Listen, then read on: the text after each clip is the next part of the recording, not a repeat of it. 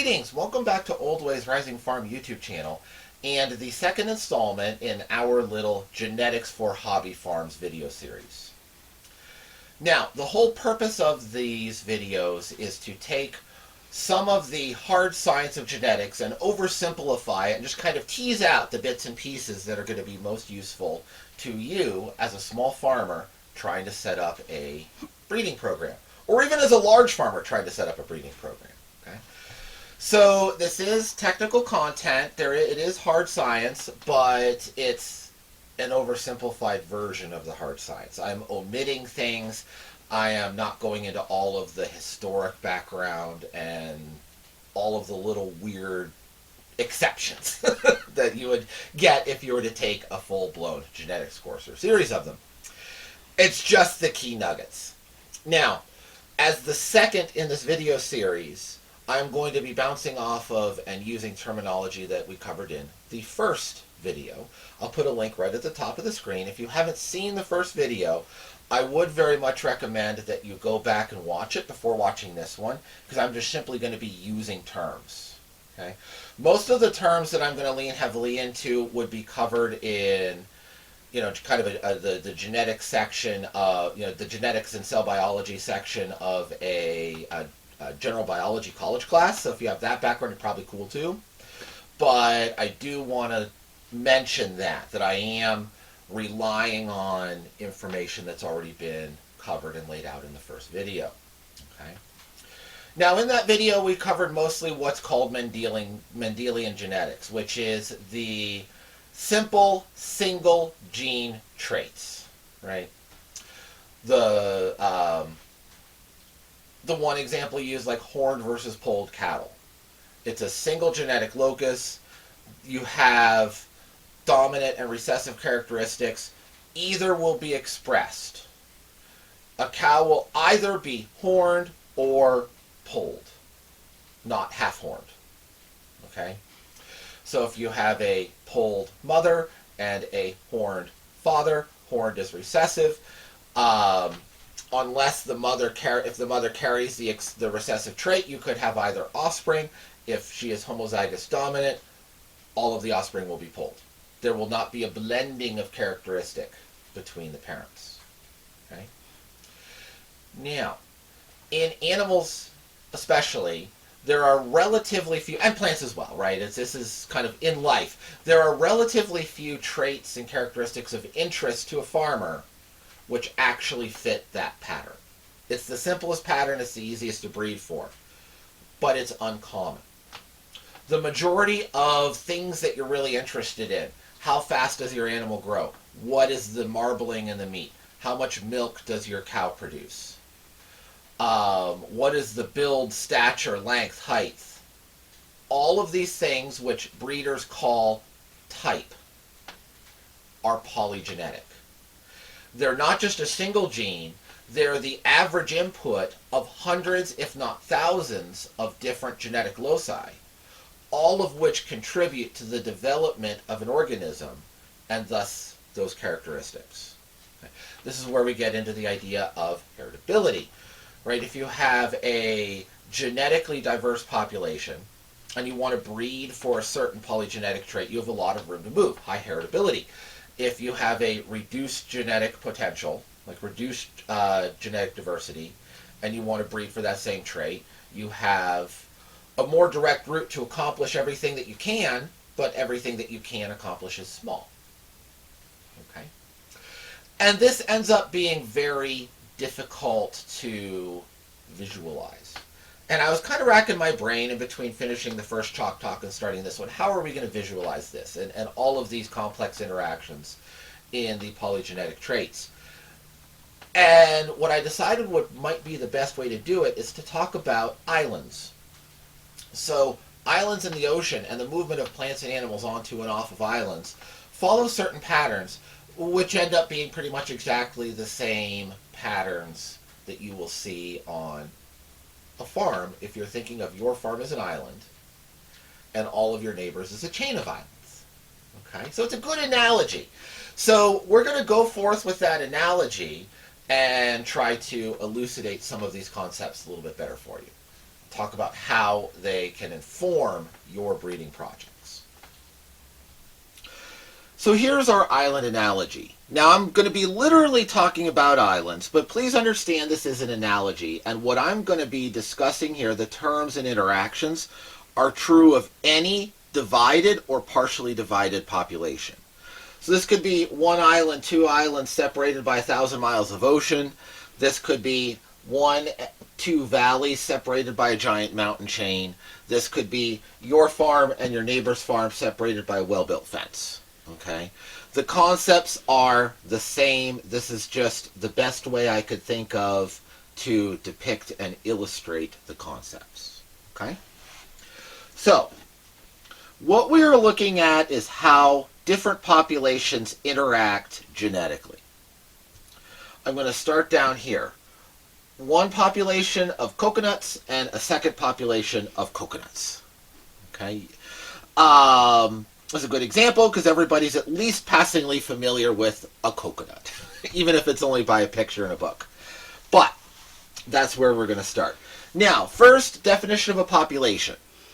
A population is a group of freely breeding individuals. Okay? That's all it means. A group of individuals that are reproducing together. That's population.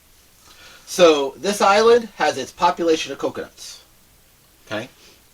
The second island has a second population of coconuts, and they're separated by some water. Now, can coconuts float across the ocean, land on another island, and germinate? Yes, they can. Is there going to be a regular exchange of coconuts between island 1 and island 2? No, there's not. So these two populations are not reproducing on a regular basis. By and large, these coconuts are these coconuts and those coconuts are those coconuts. But on a fairly regular basis, you will have a coconut kind of float on over here and join this population, and vice versa. Okay? So there is a regular dispersal between these two populations. They are distinct populations because they're not interbreeding every day. So they are distinct. But there is still a regular gene flow between the two populations because coconuts are floaty little buggers. Now, that means that we can define a second type of population, which is just what I described, two different populations which are linked by occasional but fairly regular genetic introgression, second term. Okay? Genetic introgression is when genetic material from one population floats itself in a coconut to the other population and joins this population. That's genetic introgression. It can be from two populations of the same species. It can be from one breed of animal to another breed of animal. It can be from one species to another species if you're making an interspecific hybrid. We'll talk about all of those things later. But it's all genetic introgression. Okay? So when you have two populations which are distinct populations but are linked by fairly regular genetic introgression, they become a metapopulation. Okay? So these are two distinct populations, but one metapopulation. Okay? Now, when you have a large metapopulation, it accomplishes a couple of things. One, it increases genetic diversity, which also reduces inbreeding stress, and that's good. We like genetic diversity. The second is it reduces the rate of change and genetic drift. So genetic drift is when, over time, a population drifts away from its starting point. And usually, when people are talking about genetic drift, it's a bad thing. Genetic drift usually is kind of scientist code for inbreeding depression. Okay? So when you have a population land on this island and you only had a few founding individuals and they start out healthy, but then they drift toward a less and less healthy and less successful population. Okay? So we reduce genetic drift because we have this large overall pool of genetic potential. it also reduces change, genetic change, and it inhibits evolution into new forms. Okay? So this is a good thing. Reducing this is a good thing. But if we're talking about breeding on a farm, what we really want is to accomplish controlled evolution. Okay? So having a large metapopulation reduces our potential to breed in a specific direction, while at the same time reducing the risk of inbreeding. Okay, there's always a trade-off. So that's a metapopulation example. Now, let's look at some populations which are not a metapopulation, and that's these little flowers up here on the hillside. Okay? No, that's not a cartoon hare, that's a hill. Just, I'm not the best of artists, just take it. Okay? So we have these flowers, red flowers growing up on this hill on the island. And let's say that these flowers have seeds which are sticky or hairy or barbed and can occasionally stick to bird feathers. Well, those birds are going to fly around, and occasionally they'll get lost and fly to this other island. Okay? Now, let's say that this happens, the dispersal rate is rare. Okay? We're looking at dispersal from one island to the other. Here it's occasional but predictable. Here it's very, very rare. Okay? And we're going to say that this is something that's going to happen on like once every million to once every 10 million years. Mm-hmm. So it's a very rare event for a bird to land on this island, pick up a seed, fly to this island, drop the seed and not just fly off with it, and then have that seed land somewhere where it can grow and establish a population. That's a rare event. Now, over geologic time, a million years is nothing. Right? 1 to 10 million years is yesterday in geologic terms. So this is frequent enough that it will allow this island to become populated. But it's not frequent enough to become an important factor in the evolutionary story of this second population. Therefore, this second population, it has reduced genetic potential because dispersal into it is rare. Okay? But it's free to evolve. And because it's not in regular genetic communication with the original population, these two are now going to evolve in different directions. Okay, so that's why I drew this one with blue flowers and that one with red flowers. Okay, why did I pick blue and red? Because that's the markers I have. Now, in addition to those two things, we also have something we need to talk about, which is founder effect. Every organism in a genetically diverse population has a few rare alleles. Okay? When that reduced population moves to a new location, across a and not being part of a larger metapopulation, those alleles become concentrated and become a characteristic of the new population. Okay? So I was kind of illustrating that here. So these dots are just representing pairs of alleles of some gene. I don't care what it is. So I'm just representing the common allele as black and a rare allele as green. And I underlined the rare allele in case the color is difficult to see. Okay? So underlined rare alleles are green. Okay? Now, in this first population, I'm showing this rare allele as a 5% frequency. Right? We have 20 individuals, and one of those 20 individuals carries that rare allele. Okay? That's not saying this is the only individual with a rare allele, because every individual here has some rare allele in its genome. Okay? It's just that's the only one which had this particular rare allele. Now, I'm going to say that 5 of these represent the migrating population. And it just so happens that one of them has that rare allele. So in the original population, this gene is present at a 5% frequency. But in the migrant population, it is now a 20% frequency. Okay? So by chance alone, that allele just went from 5% of the population being carriers to 20% being carriers. And now, because it's more frequent, when this population establishes itself in its new location and begins to breed with each other, we can start to see that increased frequency, and we will start to see it expressed. Because we're assuming that these rare alleles are usually recessive, so they're only going to be seen when they're homozygous. In this population, it's so rare, it's never going to pop up, or very, very, very rarely will it pop up in the homozygous condition. Okay? But down here, because it's now 20% are carriers, it will start to pop up. And I circled a couple cases where it does in my little hypothetical. Mm-hmm. This is hypothetical, not real data, right? But I'm trying to illustrate the point.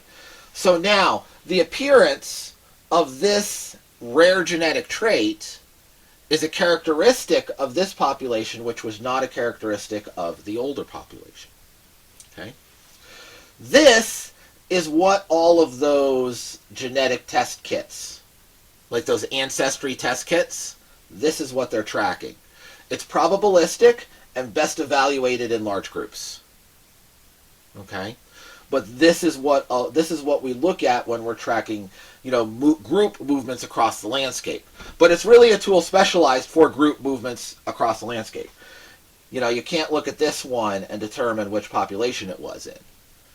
But you can look at this population. If you look at 100 years later, you look at 100 individuals from this population and 100 individuals from this population, you can tell them apart because of the frequency in a way that you can't on the individuals. But anyway, this is founder effect. Okay, and this is also part of what happens when we disperse from one island to another.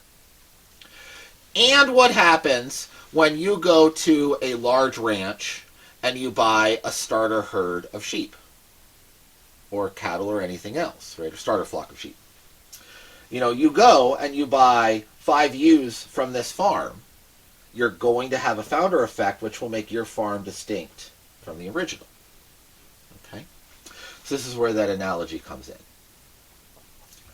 Now, the last thing I need to talk about here in terms of basic concepts in terms is vicariance, which has the same impact as rare dispersal, but for different reasons.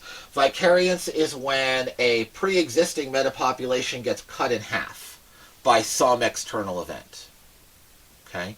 So a good example of vicariance is sheep, bighorn sheep. So the American bighorn sheep are directly related to, descendant from, the snow sheep of Siberia. Okay? Back during the Ice Age, when you had a land bridge from Alaska to Siberia, the snow sheep and the bighorn sheep were one population. Okay? The glaciers melted, the Bering Strait flooded, and now the bighorn sheep evolve in one direction and the snow sheep evolve in a different direction. But they still basically share the same core genome. Now, snow sheep have experienced genetic introgression with domestic sheep in areas where their populations overlap. So there are genes characteristic of American bighorn sheep present in Asian domestic sheep before the age of sail. And this is where those concepts of dispersal, vicariance, and introgression start to overlap with each other and tell a story that directly relates to our domestic animals. Okay? This is why understanding these ideas is important. Okay?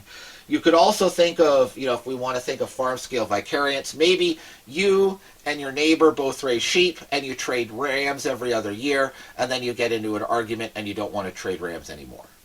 Now your populations of sheep are going to develop in different directions because they're no longer a metapopulation. They're now distinct. Okay? So, this is how those concepts come to play. And need to be understood in order to design robust breeding programs.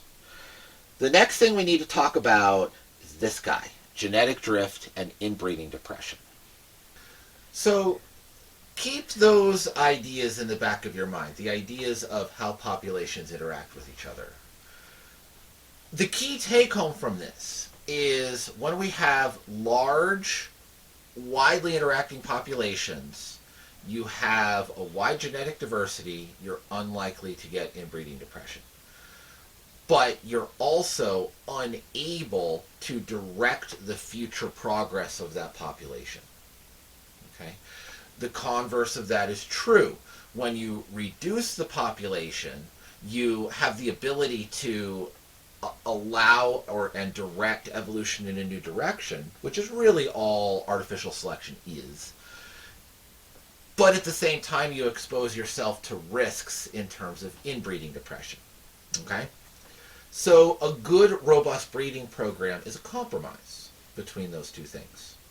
When we choose the best individuals to breed relative to a certain set of desirable characteristics that we're trying to accentuate, we're artificially kind of creating a founder effect. We're creating a vicariance event on our own little farm.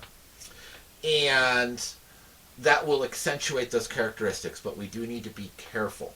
And in order to be properly careful, we need to understand inbreeding, which is the board behind me.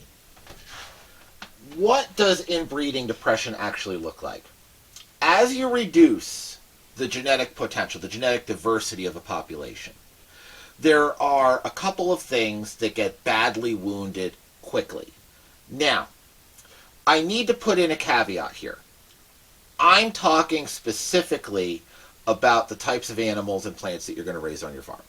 Okay? Are there exceptions to this rule?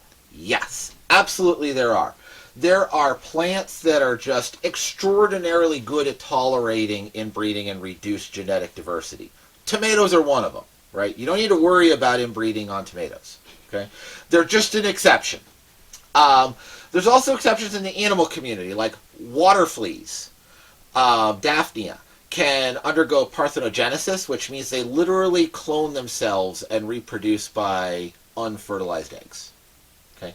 They break the rules. Okay? They break the rules. But the guidelines I'm going to give you here, while drastically oversimplified and ignoring the exceptions, are good enough to assist you in thinking about your livestock populations. Okay? They're a good enough rule of thumb for you as a hobby farmer. Okay? There are ecologists out there that will really take big issue with some of these because of the exceptions and because they ignore the exceptions. But you as a farmer don't need to care about the overwhelming majority of those exceptions. Okay? The only one that will really impact you is the one I already mentioned, tomatoes. So you can ignore this on tomatoes. If all you care about is tomatoes, you can fast forward to the next board. Otherwise, if you're a real farmer caring about real animals and the majority of plants, these are good rules of thumb. And if you like these rules of thumb, give them a thumbs up. The algorithm loves when you do, and I am most grateful for that. Okay, now, inbreeding depression is the loss of vigor due to reduced genetic diversity. That's the key idea of what it is. And this shows up in a couple of specific places first. Obviously, if you want to go to the extreme of like designer dogs and or European royal families, you can get inbreeding depression show up in other places beyond these. Okay? But these are the places where it's going to show up first most of the time. Number one is immunity. Your immune system depends on genetic diversity in the alleles which control it in order to function properly.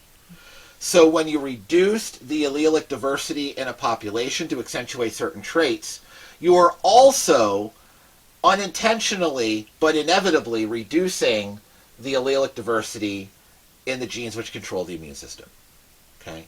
So in most animals, reduced immunity and increased rate of disease is the first signal that you're having inbreeding depression problems. Okay? Second, fecundity. There's a lot of plants which are self-infertile.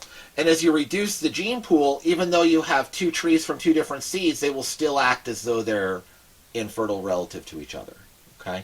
And in animals, you will see reduced fecundity in terms of increased birth defects, increased midterm abortion, spontaneous abortion, and just reduced overall survivability of young, as well as reduced litter size.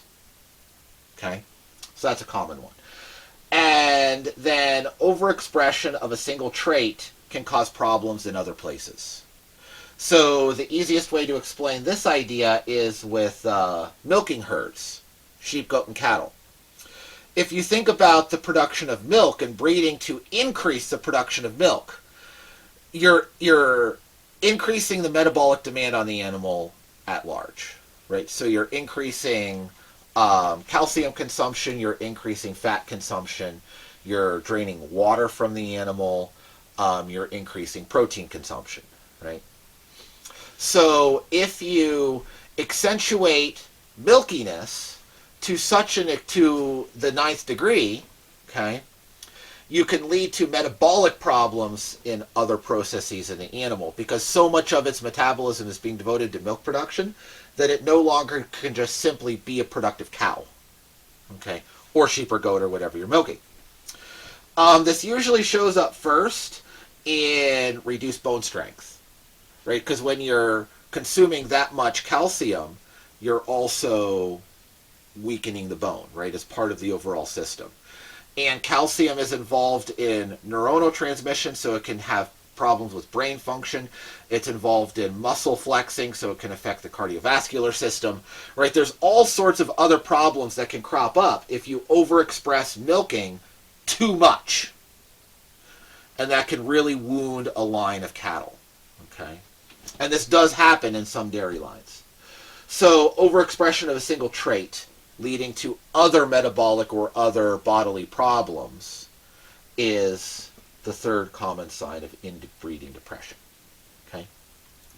Now, how do we quantify this? How do we think about this and give ourselves some tools to avoid it? Well, saying inbreeding depression is bad is one thing, but we need some tools to avoid it, right? And the tool I'm going to recommend is keeping in mind the 5,500 rule. Okay? This is the one I was alluding to that a lot of ecologists just plain hate because there's a lot of exceptions. But none of your livestock are any of those exceptions. It's a good rule of thumb for your farm. Okay? So, we need to think about an effective population of 50. Now, I'll get to effective population here in a second.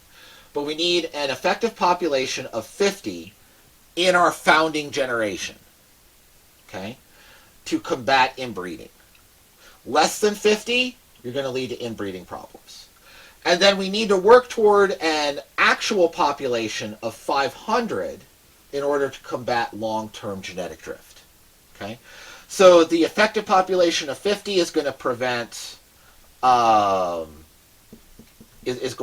short-term inbreeding, and then an actual population of 500, the long-term genetic drift problems can crop up. Okay?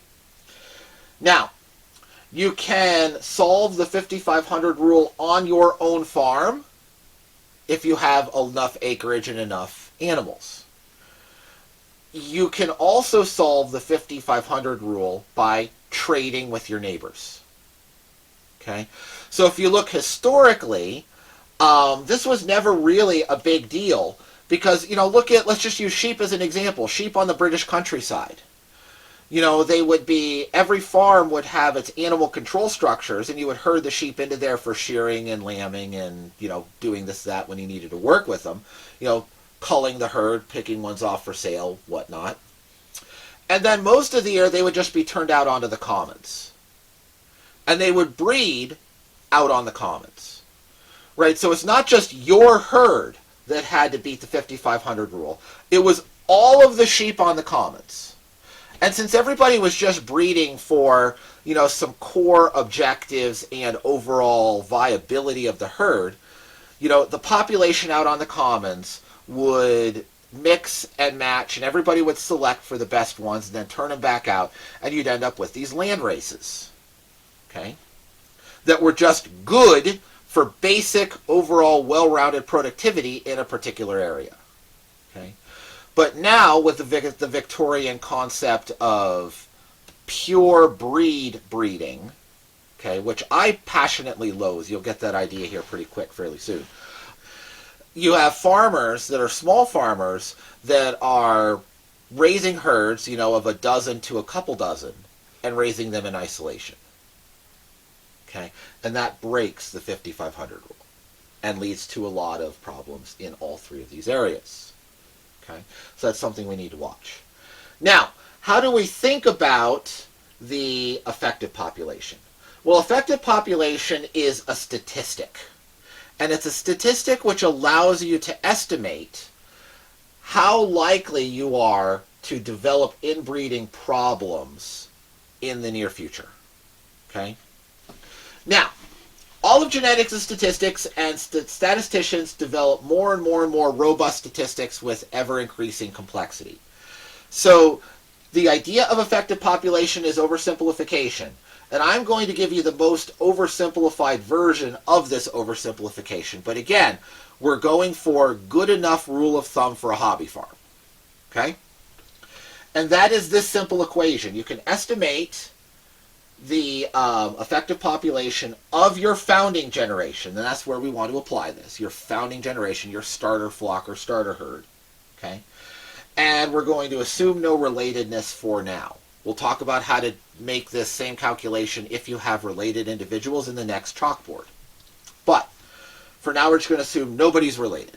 Okay? And the effective population is the number of male individuals multiplied by the number of female individuals multiplied by the fixed number 4 divided by the total population. Okay? So what we're trying to do here, if you think about it, if you have a 50-50 male to female ratio, that thing which no farmer ever wants, you have your maximum genetic potential always being expressed all the time. If you reduce males or reduce number of females, then you're overexpressing the contribution of a small number of individuals because it takes 2 to baby. Okay?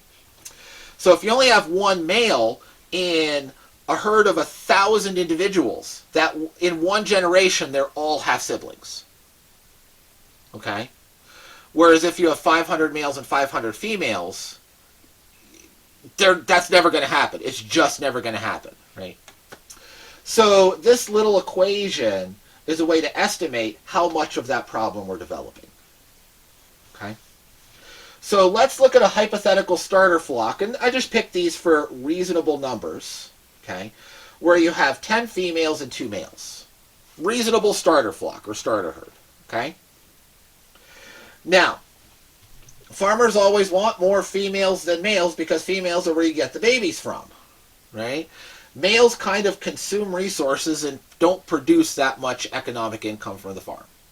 So most farmers want to reduce the male population and accentuate the female population, which is why you get ratios like this. So let's plug in these numbers. 10 females times 2 males times the number 4 divided by the total population, which in this case is 12. Okay? And this gives us the, this reduces 80 divided by 12 to 6 2/3 being our effective population. Okay? So you can see with this mix, even though we have a larger number of individuals, our inbreeding is going to progress as though we only had 6 individuals. Okay? So a starter flock of 3 males and 3 females will develop inbreeding problems on the same time scale as a starter flock of 10 and 2. Okay? So, That's what we're estimating with this variable. So yes, you have 12 individuals, but you only have the genetic potential of 6 individuals. So this 6 tells you where you are in the 5,500 rule. Okay? You're not at 12, you're at 6 in the 50. Okay? And then the 500 is just total literal actual population. Okay? Now, let's dive into this a little bit more. And you can see if males equal female, like 1 and 1, 1 times 1 times 4 divided by 2 is 2. And by the way, NE is the abbreviation for effective population, if you see that crop up in any literature. So, 1 times 1 times 4 divided by 2 is 2. So the actual population is 2, and the effective population is 2. Okay? If we go to 1 and 3, the calculated effective population is 3, the actual population is 4. We're starting to diverge. Okay? Let's say we go 1 and 10. So then our actual population is 11 if we have 1 and 10, right? But our effective population is still 3.6. Okay? Let's say we go 1 in 100. The effective population is 3.96. So if you reduce your male contribution to 1, you can never grow beyond an effective population of 4. Okay? And these numbers will approach 4 as a horizontal limit if you plot this out. Okay? So 1 male or 1 female if you're accentuating males. I don't know why you would do that. But 1 male can support a maximum effective population of 4 each and can never grow beyond that. Okay? So if we want to hit an effective population of 50, you need a minimum of a dozen males to approximate that number. Okay? So that's a very useful take-home from this kind of quick and dirty estimate. Okay? And this is a thing which small-scale farms get themselves in trouble with all the bloomin' time because they want to go cheap on males. Or they want to take 1 male that has such exceptional production quality that they want that expressed in all of their females. Okay? This happens a lot with AI breeding of cattle. Right? You have purebred enthusiast cow owners that will then go and they will buy breeding straws from the top-notch award-winning cows. Okay? And that's a good thing to do once as long as you keep it in balance with the rest of this. It's a very good thing to do once on a few of your females. But if you take that 1 male and you breed it across your entire herd, you've now shrunk your effective population to 4 for the next generation. Okay? And if your neighbors all do the same thing and use the same sire for the same reasons, now your entire farming community has reduced your effective population to 4, and you're no longer genetically viable. Okay? So a robust breeding program is not about accentuating that one trait all the time. It's about making progress in balance with the biological realities of wise animal husbandry. Okay. Now, all of this is assuming no relatedness.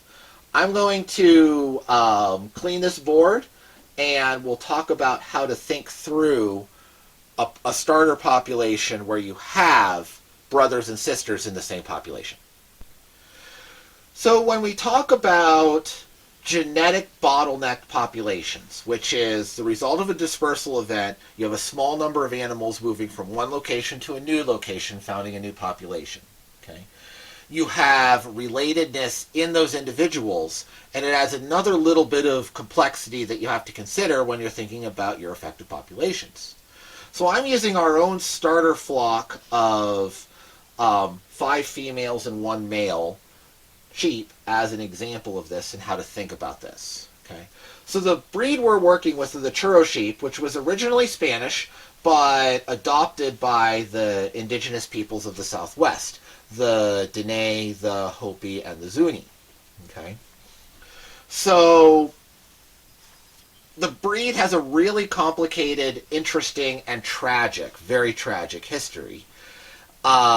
It has regained some prominence in the Southwest, but there's only been one flock that I've been able to locate that was imported from west to east.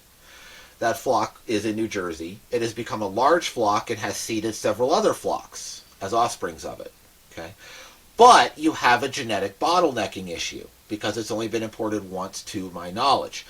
If anybody out there knows of a more recent importation of churro sheep, I would love to hear from you because I would love to buy a couple from you. Hint, hint. Okay. Now, the flock that we got was from one of these daughter flocks, one of the offspring flocks from the original importation. And to start, we have Bingley and Florence, two beautiful little sheep with lovely, lovely wool. They have the same sire but different moms, so they're half siblings. Okay? Now, when we think about this, when we're thinking about siblings, we have a contribution from mom, contribution from dad. Okay? So, half each way. Right? The contribution from, they get the full contribution from mom, but we split the contribution from dad. So each of these, instead of considering them one individual, we're going to consider them 3/4 of an individual. Okay? So half from mom and half from dad. Right? Because they share that. Mm-hmm. Thinking of them as a unit there. Then Mullen, Blaze, and Cinnamon also have the same sire. But Blaze and Cinnamon are full sisters. Now, that's kind of partially true. They do have different moms, but their moms were twins. Mm. Right? So their moms are full sisters. You always consider full siblings one animal. Right? If you have a litter of 10, they all count as one animal in the next year's calculation. Okay? So, since their moms were, for all practical purposes, they're full siblings, they count as one together. Okay?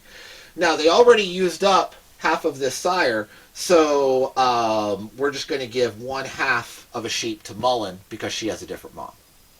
Right? So, they're one, and then in relation, Mullen, we're going to give half a sheep.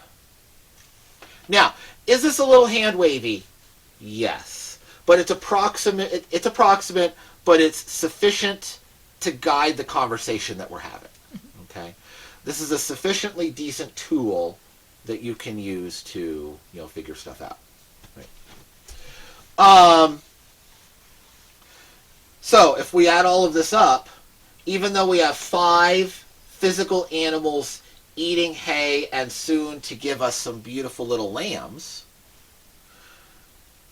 their genetic contribution is equivalent to 3 sheep. Okay? So even before we calculate effective population, we've dropped down to 3 individuals here, worth of genetic potential. Now, because these are all so closely related already, we already have inbreeding problems just here. And because I have not been able to locate a truly unrelated ram, okay, these 2 rams are unrelated, but they're both from that original New Jersey importation stock. Okay.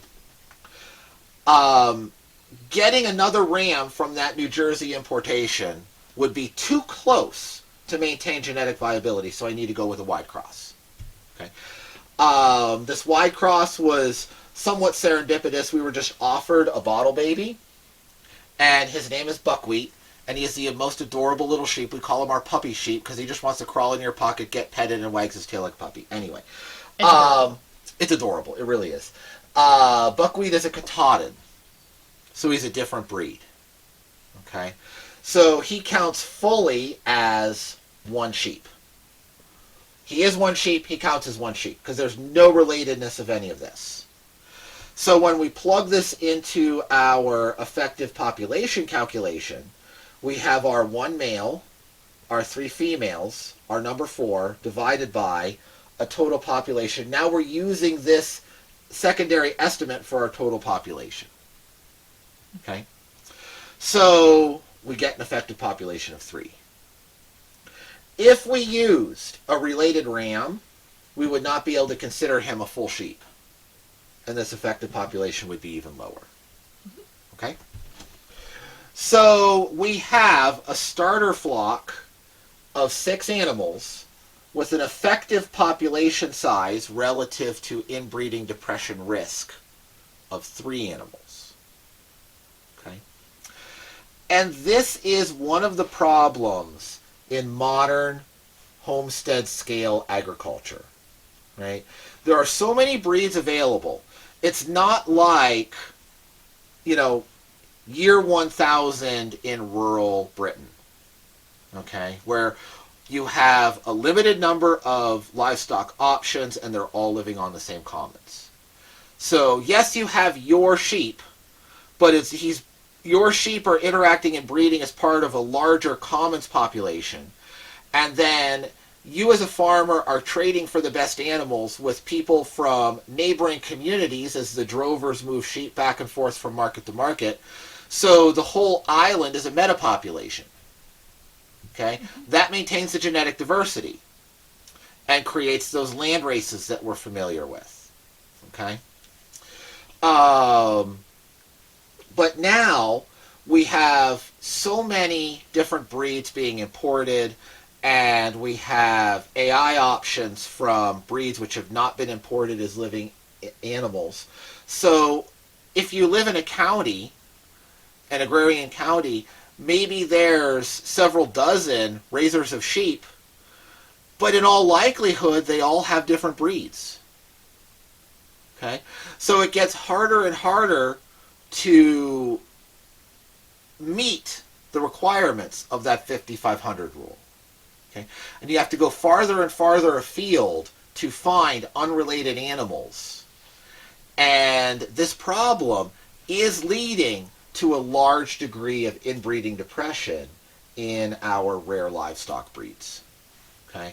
They were genetically bottlenecked in the first place because they were rare, and now we have inbreeding problems because this is not atypical of a small farm starter flock.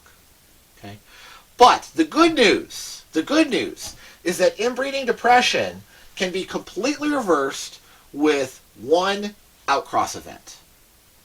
Okay? Which is why I'm doing this right off the bat. I want to keep these sheep. I need an outcross, and I will breed them back to 7/8 churro. And I will have the churro breed characteristics. Okay? So this is genetic rescue. Okay? And this is something that's important. We need these wide crosses to accomplish this genetic rescue. But making wide crosses comes with its own set of pitfalls.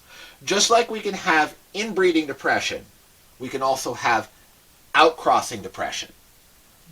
And it can be just as bad. So let's talk about how that works. The last thing I want to talk about in this particular video is outcrossing. When to outcross, how to outcross, and pitfalls in outcrossing. Okay.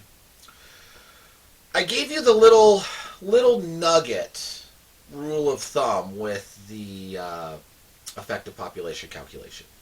Do know that is a nugget rule of thumb. There's a lot more to that if you want to really delve into it. If you really want to delve into it, you can get an entire PhD in biological statistics, biological mathematics, and study things like that.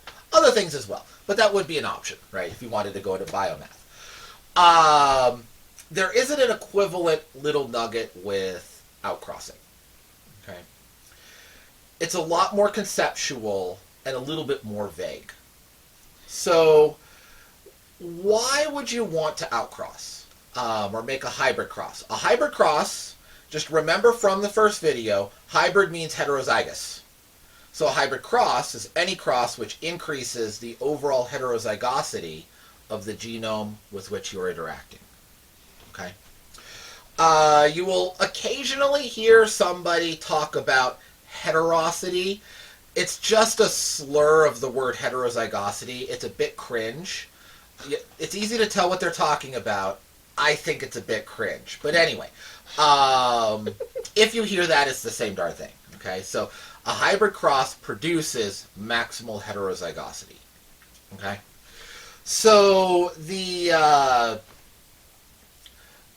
reasons you would want to do that kind of fall into two categories. One is why I'm doing it, and that is to reverse or prevent inbreeding depression. Okay? So I have a known severe genetic bottleneck in my foundation flock, and I want to prevent that from building to full-blown inbreeding depression, which it could very quickly. Okay?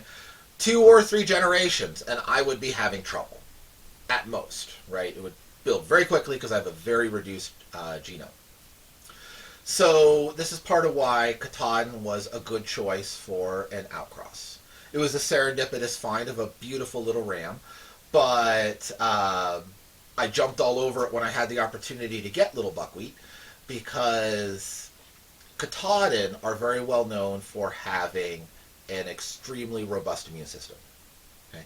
And as I mentioned, decreased genetic diversity impacts the immune system first in mammals before any other impact. Okay? So that will just immediately just blow open the doors to a robust immune system. Okay, and maintaining that in my flock. That's one reason to do an outcross. The other reason to do an outcross is to acquire some set of traits that you don't have in your existing flock or herd or population. Okay? So remember back to the idea of heritability, that as you breed in a certain direction, right, as you cross the biggest dog to the biggest dog to the biggest dog to the biggest dog to the biggest dog, you get bigger and bigger and bigger dogs to a point. Okay? At a certain point, you have fully pooled all of the genes which contribute to bigness in dog, and you have no more diversity to draw on. So if you want to keep moving forward, you need to do an outcross in order to accomplish that. Okay? So how would this look? There's really not a great... We don't have living dire wolves, right? And Newfies are already bigger than a dire wolf, so than a dire wolf was historically. So there isn't a bigger dog that you could do an outcross with dogs. But there is with sheep. All of the sheep are interfertile, right? All species of sheep are interfertile. Okay? The smallest is the mouflon, followed by the Uriel. Then the biggest are the Argali in Europe and the Bighorn in North America. Okay, with the Argali in Eurasia being the biggest of them all. They can, like, they're kind of, females and young males will kind of average 300 to 400 pounds, and a top-sized, outsized male Argali can be every bit of 700, 750 pounds. Now, almost 100 pounds of that is horn. It's not all body mass, because they have horns which are just so gargantuan. Okay, so a lot of that is horn, right? Don't underestimate that. It's not all body, right? It's not all body and carcass weight. But it's big. They are interfertile with domestic sheep, and just like I already kind of alluded to the fact that there are bighorn sheep genes already in the Eurasian sheep population prior to the age of sale, right? Also, there are Argali genes spread throughout the Eurasian population before the age of sale. They were there, they overlapped, they interbred on occasion, and there's some breeds, especially that directly overlap with Argali, that have regular genetic introgression from that hybrid cross and contribute to the characteristics of those breeds. But those genes are all around. Now, the largest domestic sheep that we have in North America is the Lincoln Longwool. They're 350-pound sheep. They're very big sheep. The Wiltshire Horn is similar in size. I'm not entirely sure which one actually wins, right? Which one had the weird, super heavy exception and beats the other? I don't know, but they're in that range, 350. If you know who wins, add that to the comments. Add a comment, yes, add a comment, right? If you know who wins, add a comment. But they're both kind of in that 350, give or take a bit, size range. Now, if you take them and you breed, the biggest Lincoln to the biggest Lincoln to the biggest Lincoln to the biggest Lincoln to the biggest Lincoln, you're not going to achieve anything. Right? Because they're already as big as their current genetic potential will allow them to be. Okay? So if you wanted to breed a bigger sheep, you would need to take the Lincoln and you would need to cross it to the Argali. They produce fully fertile offspring, and then you could back cross to the Lincoln because you wouldn't want to maintain those wild gene genetics. And some states it's not even legal to have any kind of wild sheep or hybrids of wild sheep, which is ironic because all sheep are hybrids of wild sheep. Just say it. But anyway, because of the history I've already described, right? It's a stupid rule. But anyway, you would want to take those hybrids, back cross them to either Lincoln or Wiltshire Horn, depending on which direction you were going, whether you wanted a hair sheep or a wool sheep, to regain the characteristics of the domestic sheep. But now, because you've put in the genetic potential to be crazy super big, you would have increased heritability and more room to move into it. Okay? That's the second reason to do a wide cross. Now, the pitfalls. One is you can sometimes lose a product that you were trying to select for. So the pitfall in my cross is the churros are a wool breed, but buckwheat is a hair sheep, right? So he has the shedding gene, which can be easily selected against because that's a simple Mendelian trait. Okay, you can select against that. But he's a short wool compared to long wool. That's polygenic. So it will take several generations to breed buckwheat's offspring back to breed standard for churro. Okay, but that's only one trait. One trait easily selected against, and one trait that is polygenetic, but it's not a crazy complex polygenetic trait. You can breed in that direction fairly quickly. Long wool sheep have been bred many, many times in many different areas of the world. Okay, so he's about the same stature and body size as my existing sheep. Okay, a little bit more of a kind of a what they call a market carcass, but not an extreme market carcass like a Texel. If I had the option to get a Texel for an outcross, I would say no. It would be too much, too different, and would be bad for my breeding program. It would be a bad cross. Okay? So you have to watch that. Now, you can also get, that would just be a bad cross. It would be workable, but it would be so much work on my part that would just not be worth the effort. Okay? Too complicated, too many genes involved, too many generations would have to be bred, and you'd never truly get back to type because it's so divergent from the type that I want to breed to. Okay? So that would be a bad cross, but it wouldn't be an inviable or weak sheep. Right? You can have true outcross depression. Usually that comes when you have characteristics that clash or that work against each other. Okay? So one example of this, we'll go back to the immune system, right? One of the reasons that you don't see a lot of concentrated bighorn sheep genetics floating around the domestic sheep population, even out west where they can cross, is that the bighorn, the American bighorn, is very susceptible and has very little immunity against European sheep diseases. So when you cross, if I were to take the Lincoln and cross it to a bighorn, yes, there's potential for size increase. But if I'm raising those offspring in the presence of other European sheep, it's going to dramatically weaken their immune systems. That is an example of outbreeding depression. Okay? That's why I was saying if I would want to breed some sort of, super Hulk out sheep, I would say use the Argali. It's a Eurasian sheep. It has the same basic suite of immune responses that the other Eurasian sheep have. Okay? It's also a little bigger. It would be better for multiple reasons, but that's one of them. Okay? You would get your bigger sheep and not have a problem with outcross depression. The other is when you have characteristics which are out of place, which may be adaptive in one location, but are maladaptive in a different location. Okay? An example of this comes from forestry. So when you're planting trees, if you're planting trees that are part of your native forest, you always want to try and get your seed or seedling stock from within 100 miles of the location where you're going to plant.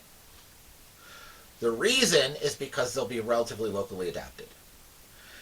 If you go, like red maple, let's take red maple as an example, the red maple tree. It grows from Maine to Florida. Okay? Same species. And in fact, it's all one metapopulation. Right? Because very slowly genes can make their way back and forth, up and down. Right? It's not split by a mountain range that prevents any crossbreeding. But if you were to take a tree from Maine, take its seed and grow it in Florida, will it grow? Absolutely. It will absolutely grow.